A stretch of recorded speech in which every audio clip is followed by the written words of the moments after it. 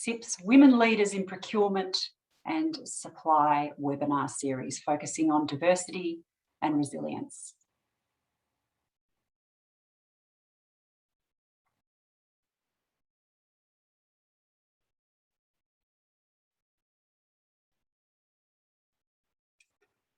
A warm welcome to everyone. Let's get started.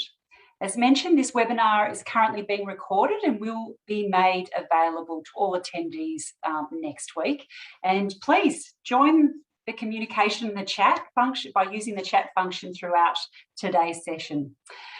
I'd like to begin by acknowledging the Wurundjeri Woi, Wurrung and Bunurong people of the Kulin Nation, the traditional owners of the land on which I present today here in Melbourne, and we pay our respects to their elders past and present and extend that respect to all Aboriginal and Torres Strait Islanders peoples today. Tinakoko, Tinakoko, Tinakoko Katawa, to my friends and fellow profession colleagues in New Zealand, and Malo Elali to our procurement professionals from Tonga's Central Procurement Unit at the Ministry of Finance from the Kingdom of Tonga.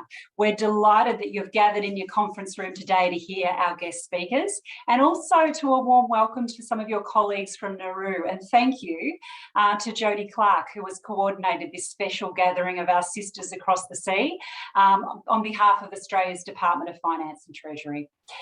Thank you so much.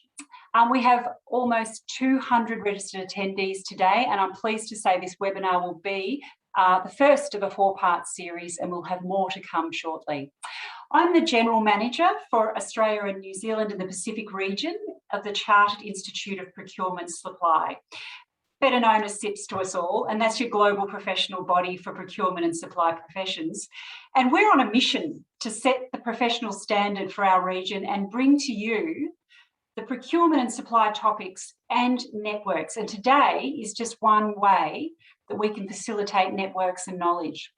But there are plenty more ways of getting involved, and I encourage you to go to LinkedIn, our LinkedIn channel, and also look out for our newsletters. And again, please use the chat function throughout today's presentation and join the conversation. And if you have any specific questions, please direct them to us on the Q&A box. So go to audience Q&A and we'll be able to have some time later for some questions. Looking forward to it. Now, the vision behind this series is to provide a platform for women leaders who are game changers. So we want to hear from them, we want to hear their knowledge and wisdom through a really authentic conversation on various topics. And we have a great lineup of speakers today. In this webinar, we'll explore the topic of the future of procurement, diversity and resilience, and discuss this with 3 outstanding leaders really making their mark. First person I'd like to welcome you is Coretta Bessi. She's CPO of Westpac. Also welcoming Sharon County, General Manager of Procurement, Property and Fleet from Jemena and Zinfra. And finally, I'd like to welcome Minnie Venkatachalam, Regional Director of Southeast Asia and Oceania, WEConnect International. Welcome, team. Let's dive in. First, I'm going to let you guys introduce yourselves. So I'd love to hear, the audience would love to hear, if you could please share a little bit about yourself and also what's inspiring you right now. Sharon, we might ask you first. Thank you. Thanks, Sharon, and a pleasure to be here today. So I'm pretty inspired by actually being able to talk to this wonderful panel, but also talk to all of you out there.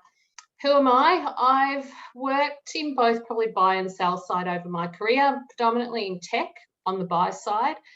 I've moved over that time into various roles, and actually today that has enabled me to move into my broader role of General Manager Procurement, Property and Fleet, which is across the Jemena and Zinfra group of companies. Jemena and Zinfra are electricity, gas distribution, services and projects in that space. We have gas pipelines and renewables as well. What inspires me? I've got a few things that inspire me today. One thing, I'm reading a book called One Step Can Change Your Life by Robert Morrow, And basically that's around the principles of Kaizen, that, you know, you can basically take small steps that lead to big change. And I think that's really important at the moment with where I guess our world is at the moment, and we've got constant change and constant uncertainty. The other thing I'm really inspired by is discussions that I'm hearing taking place now at work quite openly.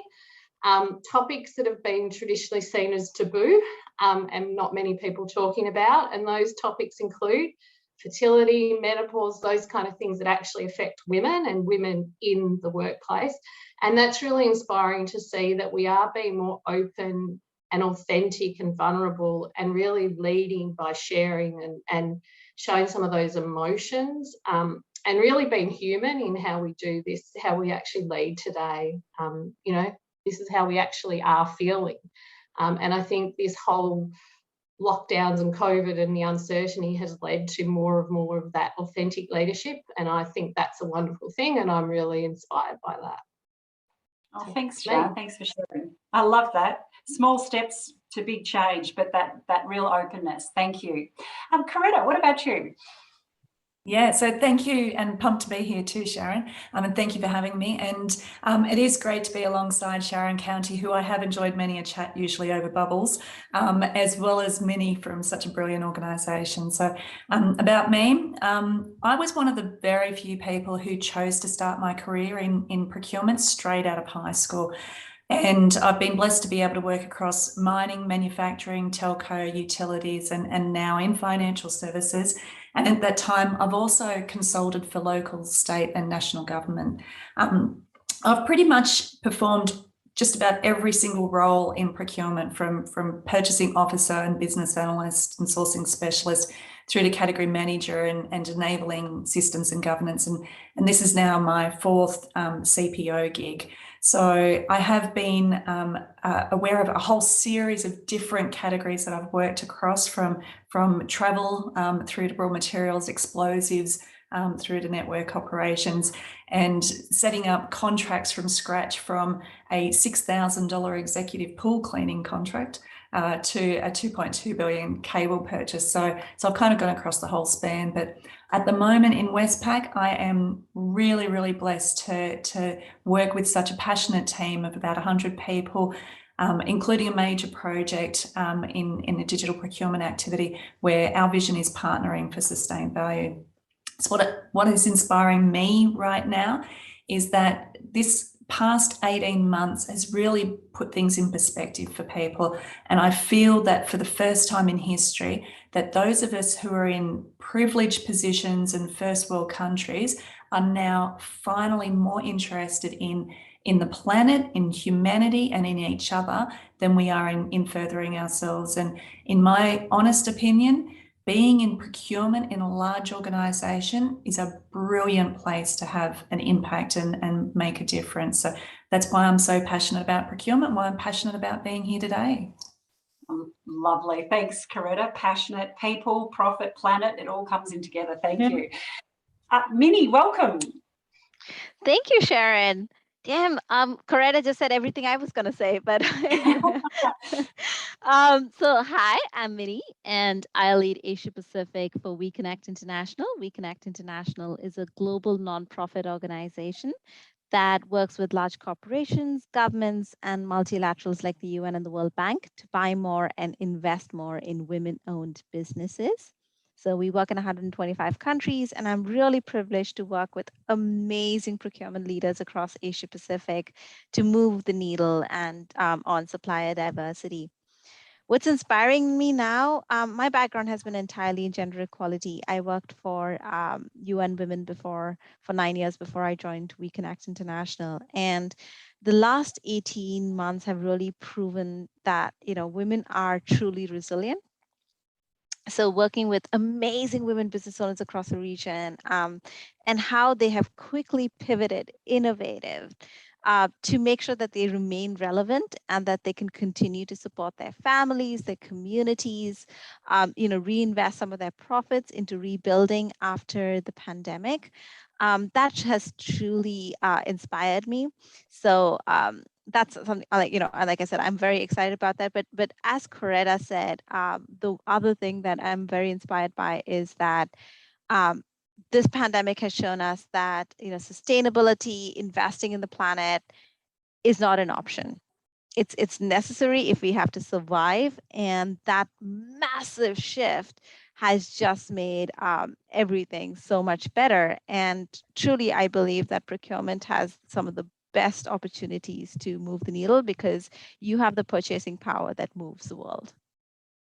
Oh, thank you, Minnie. That's a beautiful segue to introducing what is the future of procurement. Because there has been a paradigm shift to the procurement function today, and really procurement and organisations are facing that unprecedented change. That 18 months that many of you just mentioned, the disruptions that have really have threatened their future viability. And COVID really has set our world upside down, but it's really pleasing to hear that there is some upside that's come out of that. And we know that our procurement and supply professionals are in demand. You're all under pressure. And the profession really is the rising star at the moment. I know Coretta has mentioned this and is proud of the profession that she's in. And you're all raising your credibility and your profile. And quite frankly, it's the topic of boardrooms and also public discussions. So our profession is asking, what will the role of procurement be? And so what happens next, and what does the future look like? So we really need to compete going forward. Enterprises must seamlessly integrate suppliers and customers and really focus our attention and acknowledge the role of the digital evolution in our profession, the future of technology and digitisation. And we're also really focused on the talent of the future, our future professionals. They'll be more than buyers. They're strategic leaders, they're business partners.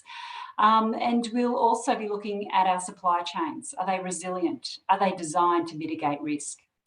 Coretta, I'll start with you. As a leader, what is going to be your key focus area for future procurement?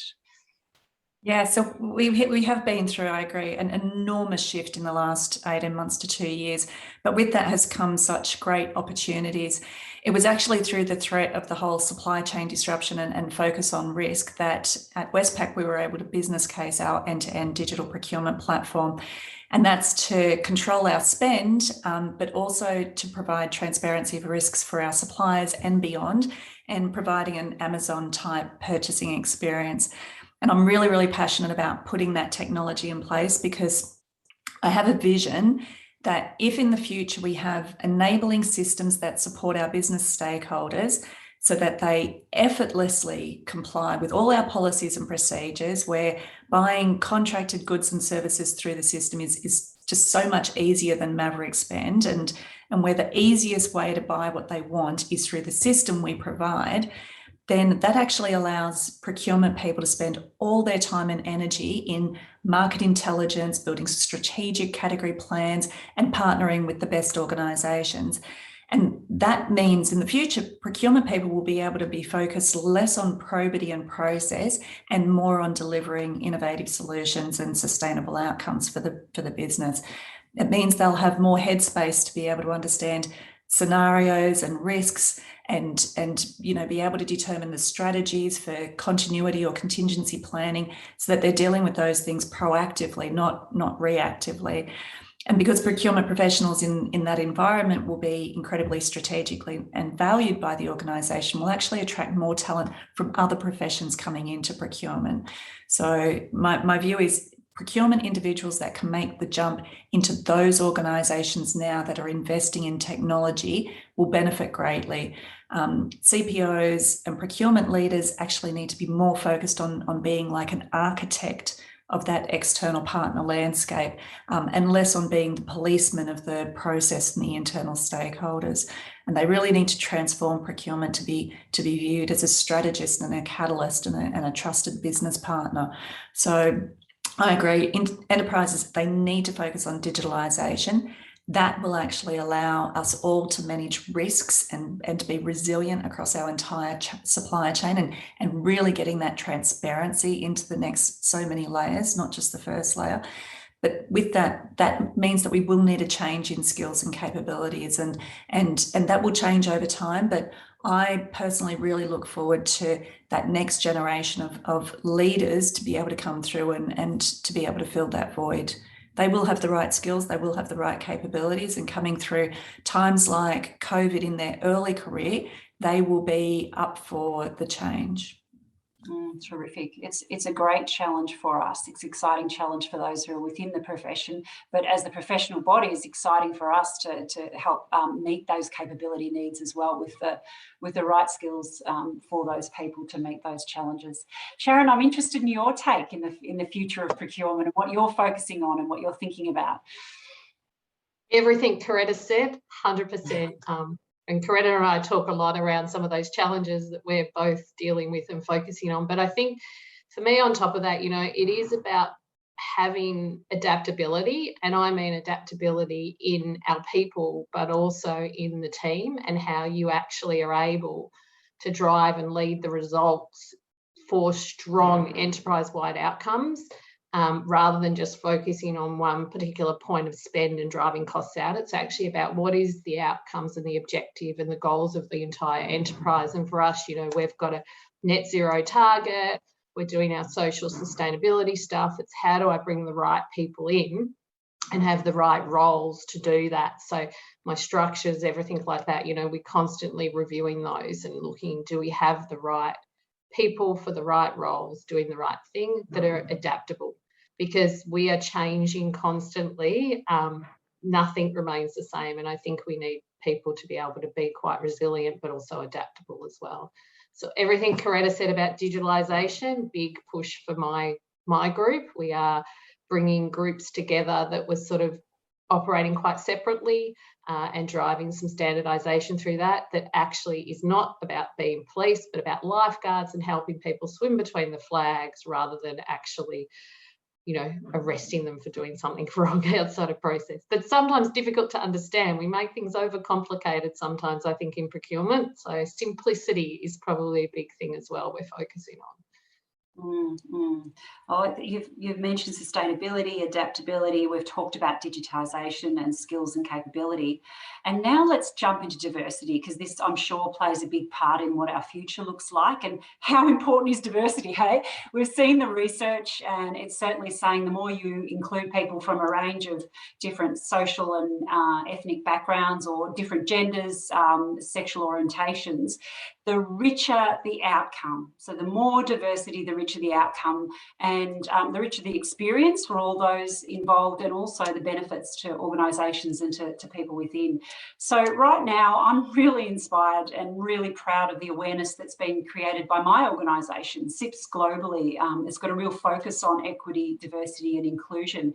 And we've taken action to measure and temperature check what our members are saying in a survey, and we're not shying away from the profession's massive gender pay gap as well. So our members are really rallying around the conversation and contributing to our thoughts on equity, diversity, inclusion, and they're also challenging us, which is the right thing to do. We have to challenge to grow.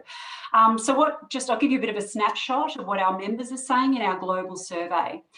3 in 10 members have experienced disadvantage in their careers as a result of equity, diversity and inclusion. And frighteningly, the proportion is highest amongst females. It's highest in members in our region, Australia, New Zealand, the Pacific Islands, Americas and MENA. And those of mixed heritage or ethnic groups, including Hispanic or Latino origin, or Native Hawaiian, and also our Pacific Island sisters. So there is some good news. Just over 3/4 of members state that their organisation has an ED&I policy, and a third believe their organisation is very proactive in sourcing diverse candidates. And over 30% believes their organisation is very proactive in providing equal promotion opportunities for all diversity groups. So things are changing. But Sharon, tell me, what does diversity mean to you? And look, feel free to take it from a personal perspective or a professional point of view. For me, it's probably broader than gender. for me, it's actually the background, education, culture, thinking, and even style that people bring to the table, that we want more and more of that, like having multiple sources of different backgrounds involved in decisions, in outcomes. It will lead to a better outcome. We know all the stats that are out there that talk about that. I think also for me, as a procurement leader, it's also about my succession planning. How do I develop a succession plan that isn't me just putting someone like me in that role and giving the opportunity just to someone who looks or feels like me or sounds like me? Because I think that's where we're not very good at looking at beyond ourselves and really, judging what does the next, as Coretta said earlier, what's the next succession of procurement leaders got to look like. For me, they should be different to me, because it will be a different generation and a different world we're in. So that's really important as well. I think too, as we lead different diverse groups, I think it's really important that we think about that people with different backgrounds and experiences actually want to be led differently, and we shouldn't lead everybody the same. And I think sometimes we get caught up in diversity discussions around we have to treat everybody the same, but sometimes actually inclusion especially is actually around understanding how does that person want to be led, or what does that person need, which can be quite variable, right, and quite different because everybody's driven by different things. So I think it's about looking at things a little bit differently. I work for a really good organisation that does pay parity every year outside of the hands of all the management. They do it independent. I think that's a really good thing. There's a whole heap of programs coming through our organisation that I'm really excited about, and I sit in that D&I group. But that broader diversity, I think, and inclusion piece is still something we need to work on. Succession planning, we need to have successors that are different to us coming through. And having that diversity of thought too, isn't it, in terms of that ability to listen, to stop and listen and hear all the voices in the room, and how do you bring about those that are not normally expressing, even in a Zoom environment, how do you hear all the voices? Yeah, it's an interesting topic, because I've had some people, talking to about, in Zoom, they find it really difficult. So instead of trying to work with that person, I've been working with the people who they're sitting talking to make sure that they're giving that person space to talk as well. So I think it's both sides need to come through and enable that different thinking and style come through. Thank you, Sharon. Coretta, can you perhaps give us some more practical application and positive impact of ED&I, perhaps within your organisation or previous organisations? Yeah, sure. So and this is one of my absolute passion areas, and a major reason why I chose to join Westpac. I've got this fundamental belief that you can create equity and have an enormous social and environmental impact in procurement, given our ability to choose where we spend our money. So in Westpac, I have a small but exceptionally passionate and driven team called Sustainability and Governance, and those are dedicated individuals who actively promote and support Indigenous-owned businesses, women-owned businesses, small to medium enterprises, disability employment enterprises, B Corps and social enterprises. And I've personally witnessed where supplier inclusion and diversity strategies of large organisations can enable these minority-owned or social enterprises get their first ever commercial big corporate gig. And I've seen where they have been mentored and coached by individuals like procurement people, kind of like working as pro bono consultants to be able to help them uplift their capabilities and understand in tendering and how they present themselves to big business. And I've seen dramatic changes in those organisations being able to pitch and have presence and really make a difference in their credibility.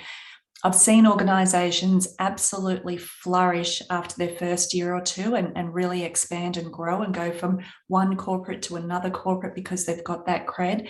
And I've been really, really grateful and quite humbled to talk to and hear from many of the individuals who have been personally impacted by those businesses' work, whether they're in the employment side of those organisations or whether they benefit from the social impact that they have on a broader basis.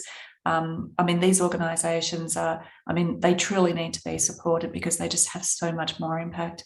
And I have seen on an organisational basis where you have a really inclusive supply chain and how that diversity of thought and expression, you can grow competition, sure. So you have more people in the market, but you also, similar to what Sharon was saying in terms of diversity of thought and views and experiences on an employment base, on an external organisation base, you actually increase innovation. They employ more people. You amplify your community impact. And also what I've found working in organisations that value this, you have an immense employee pride about what you and your team have actually contributed to. Outside of my day job, I'm also on the board of directors for St John Ambulance, New South Wales, and that's a profit for a purpose enterprise. And they've certainly had an enormous impact from commercial and corporate activities that they have had a profit making capability, but investing that into communities with bushfires, communities with floods, and now in COVID, there are significant support in testing and vaccination centres, but they multiply the revenue that they receive into the community, and that's, you know, an area that I really want to try and do more on. Our practical experiences at Westpac has really shown that by having dedicated, passionate and driven people focused on supplier inclusion and diversity, you can have a real impact, a tangible impact, and you can measure that. And so I'm really proud of the entire team at Westpac, and the culture is genuinely people want to do the right thing and help other people in times where it matters. And for small organisations and diverse organisations, setting up a business and growing is absolutely a time where it matters. But as I said, this is an area of huge passion for me, and I would be very willing to be able to connect with anybody else and understand their experiences and where we can improve, and certainly share our experiences as well. Not in areas that we should compete on. I really believe that sustainability and utilising social organisations, minority-owned organisations should not be seen as being a competitive advantage. That should be seen as something that we really promote as an entire profession. No, that is absolutely true, and this is a great point to bring Minnie into the conversation, because in our profession there's great value, the great discussion being placed on the value of supplier diversity. And I think that's the most exciting piece right now. And what we're seeing is communities building back better because of that. So, Minnie, I want to bring you into the conversation. I'd love to hear your views on this, because I know you'll have a lot to say about supplier diversity, and share us a little bit more about the role that you have at WEConnect. Absolutely, thank you. And again, it's awesome to go after Coretta because she's already made the business case and said a lot of the things I was going to say. But you know, as of the end of last year, 40% of the world's businesses are women-owned. And it's already been shown that if you have at least one female founder, the organization does 63% better than all male-owned organizations, making them more stable suppliers, making them more effective organizations for larger organizations to work with. And yet, even today, only 1% of total global procurement spend goes to women-owned businesses, which is kind of crazy in 2021, right? And that's the needle that we're trying to move. Now, this is not charity. This is not feel sorry for these businesses. This is just very good, effective business. So the Hackett Group did research, and they showed that organizations that have a structured supplier diversity program spend 20% less on their procurement operations, but have 130% return on whatever they do invest. And so that's just a good strategy, right, for you as an organization.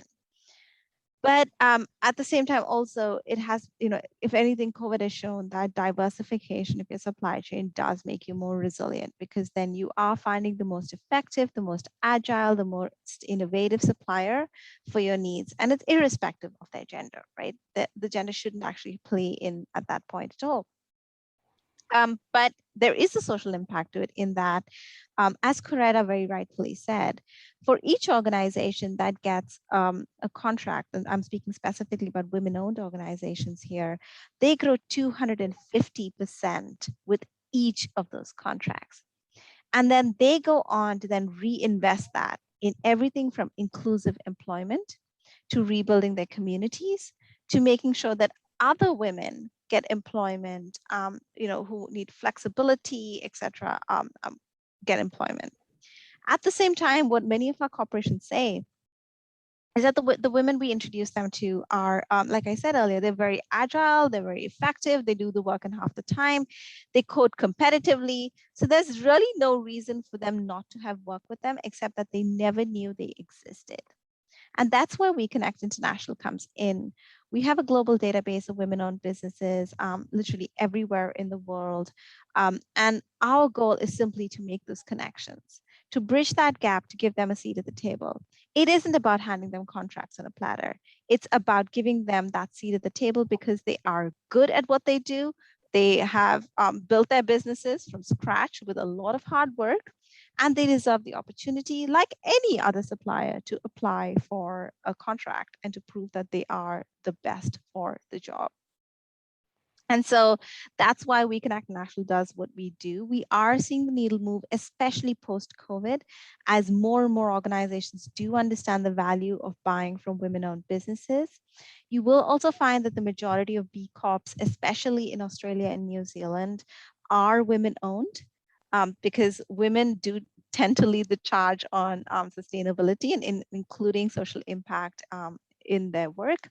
And as more organizations, especially with the social procurement framework, as they look to invest more in these businesses, you will find that many of them are women-owned, and therefore, that you can contribute towards moving that needle to making it equal and to take gender out of the equation when you are looking at a supplier. Thank you, Minnie. Just makes good business sense from that 130% return, really, doesn't it? If we need to convince anyone. I just want to acknowledge there's some fantastic chat going on here, and I just want to acknowledge the people from Bangladesh. Thank you for joining us. We've got people from New Zealand, Russia. Fantastic, Vera, welcome. Wonderful audience today. So please keep the chat coming. We've got a global audience. That's really exciting. And now it's clear that our professionals are really focused on how they can ensure supply chains are more resilient. Minnie, you mentioned the word resilient. They need to be able to handle that next shock. I mean, in our country, in our region, in all regions, it's not only just the wave of COVID, but we're all too familiar with the next natural disaster, whether that's fire, floods, etc. Sharon, I'm just going to turn to you and ask, what lessons have you learnt as a procurement leader that can benefit our audience today in this space? And again, personal, professional, but we're just focusing on resilience. What are the lessons that you've learnt? Thanks, Sharon. I think that adaptable, flexible piece for me, one day you're leading the big group, the next day you're trying to track down PPE and charter planes and all sorts of stuff that, you thought, how do you jump in and help the group do the things that are really needed at that point in time? So I think, being able to be really adaptable and flexible at any given moment, given what we've been through. If I take a personal view, I think for me, it was about trying to learn what was going to energise me through. I'm in Melbourne, we're in lockdown 6.0. So it's very hard that we've been through so many of these lockdowns, and how do you actually motivate yourself? So a big thing for me was always learning and learning something new. So I did a few things while in lockdown. I did a few courses, a bunch of stuff like that. But what I actually did do was made sure that that features every day for me, because I get up early, I'm at 5 a.m, I get up at 5 a.m. I always used to be a night owl. I changed that significantly and I get up early, and I do 3 things in the morning, and I try and do them every morning during the week if I can. So I do something that helps me grow. So learning something, reading something new, podcasts, all of those things, connect with my peers like Coretta and share and learn from each other, really important piece around that.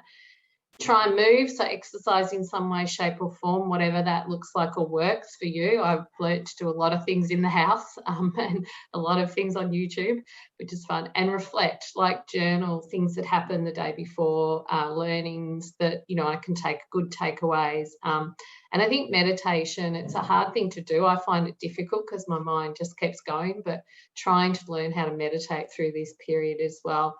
But I think the connection with peers has been a really big thing, how you can work with each other. And, you know, Coretta said it before, we don't compete on a lot of these things. So it's not like we're having commercial discussions. We're actually having discussions around, you know, how are you doing something different with your procurement group? What are the things you're seeing of your people? How do we support our people better? What can I take from others to actually apply?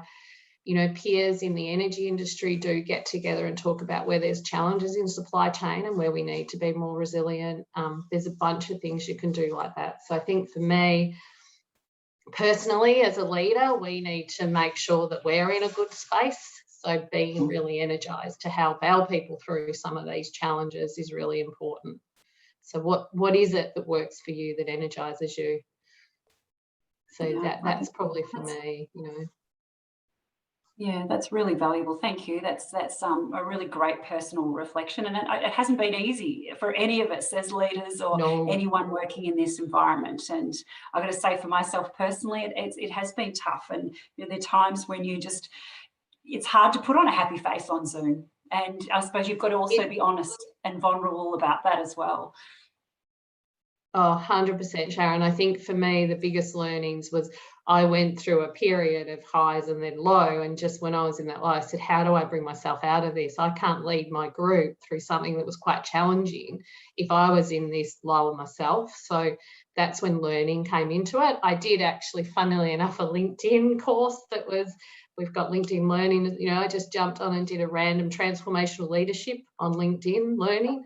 And that inspired me to actually go, hang on, I need to bring myself out of this and help lead my group through this change. And it's about, you know, that's what worked for me. It might not work for everybody, but it was about finding something. So that's when I learned, oh, I need to keep learning and challenging myself to actually enable me to get the energy to drive and lead through what was probably one of the most challenging, and still is one of the most challenging pieces for all of us, I guess.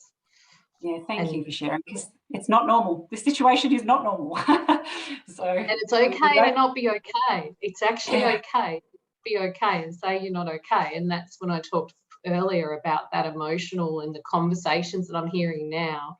That inspires me because it means we can actually be our real authentic selves. And I think that is what brings diversity, inclusion, different thinking to the table, that we actually are in a space that's safe to do that.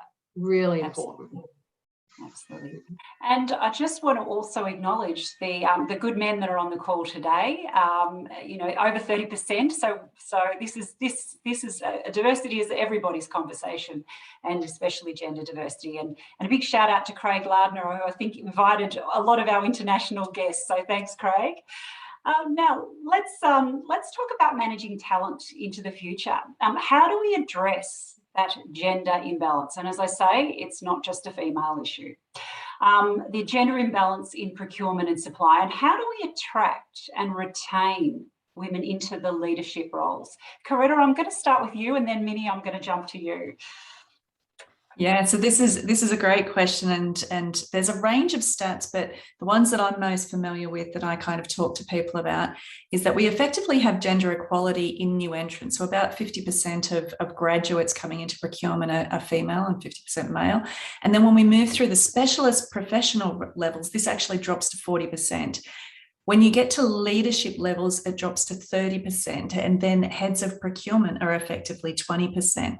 But if you step back from that, I mean, those figures are just stun me. But if you then look at CPOs of large spend and large teams, you then actually drop down to 12% female. So the fact that females have such excellent skills and capabilities is just you know, it continually surprises me.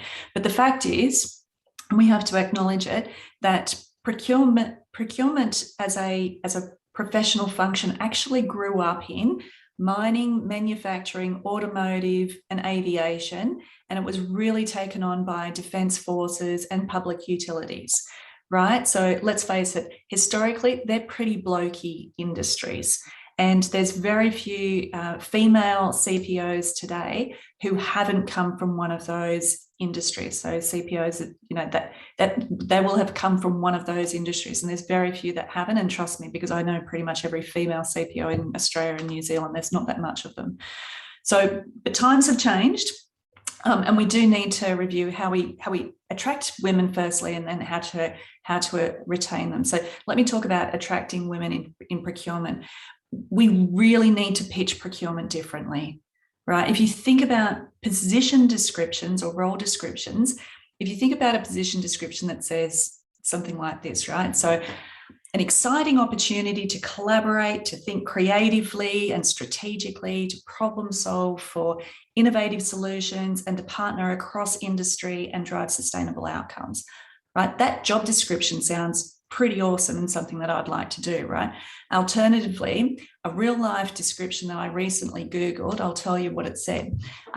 It requires me to have 25 years senior procurement management experience with engineering or commercial qualifications to do operational and financial management of contractual arrangements, monitoring and managing obligations of terms and conditions. I mean, seriously, that was actually a real position description just recently. And that, I can tell you, just does not inspire me. So, I mean, firstly, we need to pitch procurement, you know, to be the collaborative, cool, innovative kind of function that we can be. And then secondly, yes, we need to retain women, because we do pull them in at 50% at the moment, but we just lose them through the ranks. And my view is because we need to redefine competencies as being collaborative and problem solving, and show success is actually about having a skill that you develop a strategic, long-term, sustainable solution and get the business, you know, owning that, rather than gaining this short-term, you know, big negotiation, sugar hit of an immediate cost saving. So we also need to show, you know, you can't be what you can't see. We need to show more role models in senior positions. They need to be part-time or job sharing in leadership roles, not in junior roles, but in leadership roles. And we need to profile the pathway as to how they got there, because not everybody goes the same, you know, direction in terms of a career. So I think we need to boost women in procurement networks. So having very focused kind of networks where women can network and socialise and understand and working with others, and provide some of that sponsorship for talent coming through. And with that talent coming through, I can tell you, so we need to drop that old generation view that you have to be 10 years in a role to earn the stripes on your shoulder before you move up to the next role, because that just holds the younger generation back. And then more than that, and a call out for everyone really in terms of the audience, and this is for myself included, but we need to have more confidence in ourselves and our experience. We need to promote ourselves more, and we need to start asking for broader opportunities. We need to start negotiating as hard for ourselves as we do when we're negotiating on behalf of our business with our suppliers, because we don't do that. And we need to believe in ourselves. We need to advocate on behalf of each other, and we need to leave organisations that do not respect us.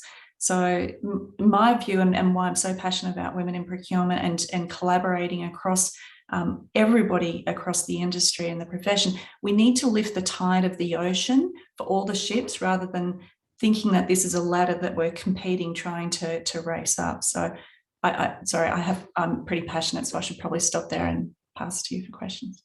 No, that's fantastic. And I just want to build on that, because Chris Wallace has put in the chat, it was oil and gas, the sector that she came from, and then into the public sector, where I was told, that's just moved, by the senior leader, didn't believe I could have those skills. And also, I just want to acknowledge Jodie from DFAT, who is talking about Tonga. We are now diversifying with our talent support and training support, developing leadership skills of our senior procurement staff. We are looking into the future. They can move into positions within influencing government. So some great chat here. Keep them coming. And we are going to have some questions available for a question time available. So don't miss out on asking your golden question. And And Coretta, you spoke about the importance of networks, and you've had quite a lot of experience with women in procurement and Bravo and the likes. How important are those, just briefly, before we go to Minnie? Oh, I think they're critical. I think it's amazing where I have brought women together just to be able to have a conversation. All of a sudden, they realise that they're not alone, and it's incredible because when I was young, it was very much around thinking that if I reached out to someone to ask them for assistance or support, then I would be seen as weak, and that's because I grew up in a big organisation that was very male dominated, which, you know, they tended to have that kind of same view, that they didn't have any hesitation in tapping a leader on the shoulder and saying, I need you to get me this job. But they didn't necessarily, you know, kind of reach out to me, nor did I reach out to them. But where I've brought women together and we just have the conversations, everyone goes, wow, I could really do this, or yes, I'm experiencing the same things as you. Just being able to talk to Sharon, you know, after hours, you know, a night or so a month, it's like, okay, you're going through that too. Oh God, I'm glad it's not just me. And I think as females, we are innately, you know, hardwired to be able to lean on each other and to network and socialize and befriend each other and that, rather than, you know, that whole fighting kind of spiel that the guys do. So I think it's critical. I'm backing it 100% and will do for the rest of my career. Thank you. Minnie, please join the conversation. Really keen to hear about you know, the whole idea of managing future talent and your perspective from where you're sitting. I think, I mean, I will, since Coretta has so beautifully explained it from the side of procurement, thing, I will explain it from the side of the women-owned business, because a lot of the same biases are transferred. You know, Coretta just spoke about the value of networks. One of the key things that a lot of the suppliers we work with bring up is that they don't have as much access to networks as many of their male counterparts do. So things like industry associations, chambers of commerce, etc. There is that boys club, you know, where someone from procurement has that conversation from with a supplier, and that relationship is already built outside of the workplace, and therefore they don't have that step in. So the value of networks for them is really huge, and therefore, you know, that's what WEConnect National provides, that network, bringing them together, but also giving them that interface with the procurement representatives, where they can just have that conversation. It doesn't mean they're going to get a contract immediately, but it just takes away that barrier to their having the conversation. From the other side, what I hear from a lot of procurement folks is, oh, but you know, women suppliers are just not able to articulate their competitive advantage, as you know, compared to our incumbent, or they just we feel like they may not be the right people because we're not sure they could actually that they have the expertise, because ours is an extremely male dominated industry. Would they be able to like hold their own with you know, the contractors that we work with, etc. And unless you give them that mentorship, or you give them that opportunity, right, to do that, then you're never going to find out if they actually are indeed not capable of dealing with that situation, which is completely not true. But, you know, if you give them the opportunity, you'll realize that they are absolutely able to hold their own. Otherwise, they wouldn't be running their business and it wouldn't be a successful business, right? But, you know, Coretta mentioned mentorship. And mentorship is something that I see as so key, because all of the gaps that the procurement representatives identify to us can be literally be taken away with one conversation with an organization that says, hey, you know what? Here's what it takes to work with our organization. Here are the kind of certifications you need. Here is the process of, you know, registering on our website. Here are the kind of industries we're looking at.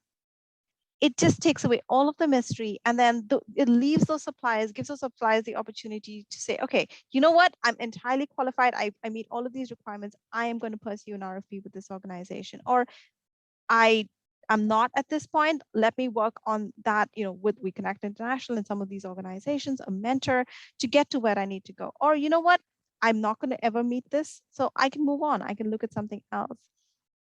Just bridging that gap can make all the difference. So I'll give you an example. So recently we had Takeda come to us and they said, you know, we'd like to mentor a supplier to grow in the medical health space, medical communication space. We introduced them to a supplier who they discovered has actually been their supplier for 10 years and they had no idea, right? Their CPO mentored this woman. And because of that, she now has 7 contracts with varying medical companies. And all it took was just a half an hour of his time to just give her perspective on where she needed to go, what she needed to fix in terms of her pitch, in terms of some organization policies. And that's all it took to help this business scale. Now she is reinvesting that time by mentoring other businesses with that same knowledge so that they too can grow. So that mentorship, not just mentorship, but also sponsorship, being a champion for someone else and giving them that, saying, you know what, I have worked with this organization. I think that they would be fantastic. It is not a competition, as both Sharon and Coretta have said, it's not a competition. It's about, you know what, hey, I worked with this supplier, IT supplier, they were absolutely fantastic. Perhaps that's great for your organization too. That's all it takes to open a door to help an organization grow. That's it. It's one word from someone who is trusted, who is respected, who has that opportunity and who has the experience with that particular person to open that door. That's all it takes. So for me, when I want to see like growth and to see more women in, it's not that they're not in leadership, to just see them be more visible, is it takes mentorship, it takes sponsorship, and it takes just a little bit of time that can be invested in helping them understand and overcome current barriers to access. Thank you, Minnie. Well said, well said. Look, I do want to acknowledge also some of the comments still coming through. I think it's Kryza, know your value as a female procurement professional. She left one of the largest companies in New Zealand because deserved to be treated better and respected. Thank you for sharing. There's so many good comments, and we've also got some questions coming up. But I'm really hearing that sponsorship and mentorship, how important is that? And what I'm really excited in a couple of weeks, maybe next month, we're going to be interviewing men, champions of change, what their role is in supporting this conversation as well. So look out for that one. But let's jump into some questions because they're coming through. Jenny, lovely to see you, Jenny. Jenny Christensen asks, what are your organisations doing around modern slavery? How interested, educated and engraved are your board? And she's expanding on that questions. How interested and engaged are your board on this topic? I see a lot of legal eagles seeing this as a tick box exercise. Who wants to tackle that? Coretta, you're nodding. Yeah, certainly I'll tackle it. So I had an entire team of people set up for modern slavery. And yes, it was a regulatory project, but I can tell you every single individual that we pulled into that team was exceptionally passionate about making a difference. Not ticking a box, but making a difference. And what we had to do in terms of modern slavery for our organisation was, although it was for the supply chain, sure, I think we all as procurement professionals know about modern slavery in the supply chain, but we also needed to do it not only from employment, but also for investments and for lending. So when you talk about the whole supply chain, that effectively means our entire supply chain as a financial institution. So we worked from the procurement team right across the entire organisation, and we certainly have communicated. I think I did something like about 30 different speaking spots at various different subsidiary boards, etc., that we have across the organisation and risk committees to be able to allow them to understand and educate. So we've built some great training platforms. We've done a lot of training programs face-to-face or over Zoom, etc. And some of the things that we're really moving into now is very deliberate, what we're calling sustainability partnerships.